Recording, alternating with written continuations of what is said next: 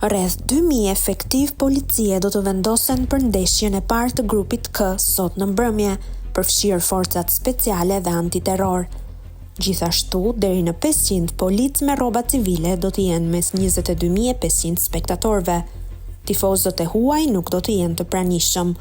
Pajisje kundër dronëve por instalohen në zonën përreth dhe personat e paralajmëruar se pajisjet e tyre do të rrëzohen nga qielli.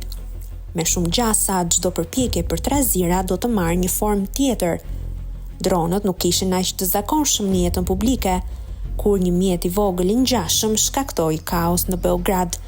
Por masat e marra rikujtojnë Ismail Morinën, operatorin e vinçit me mjekër dhe dukje të padëmshme, i cili u shpall hero kombëtar për pranimin e përgjegjësisë për incidentin e vitit 2014.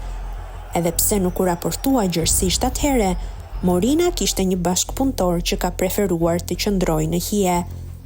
Veprimi i Morinës pati kosto. Ai u arrestua për mbajtje të palishme armësh para vizitës së Serbisë në 2015, duke u mbajtur larg syve të publikut gjatë asaj ndeshjeje. Më pas u burgos në Kroaci dhe Itali, ku kishte leje qëndrimi, sipas një urdhër arresti serb të lëshuar përmes Interpolit. Ai është rikthyer në stadiumet shqiptare, duke u ngritur mbi krahët e tifozëve në ndeshjen ndaj Çekisë në vitin 2023 dhe duke shkëmbyer fanella me golashënuesin Yasir Hasani. Së fundmi është parë në ndeshje vendore, por në prag të takimit të së shtunës, llogaritë e tij të dikurshme në rrjetet sociale janë zhdukur. Nëse ndonjë nga të njohurit e tij e di ku ndodhet, nuk e thot. Supozohet se ai nuk do të rrezikonte të afrohej pranë stadiumit sot në mbrëmje.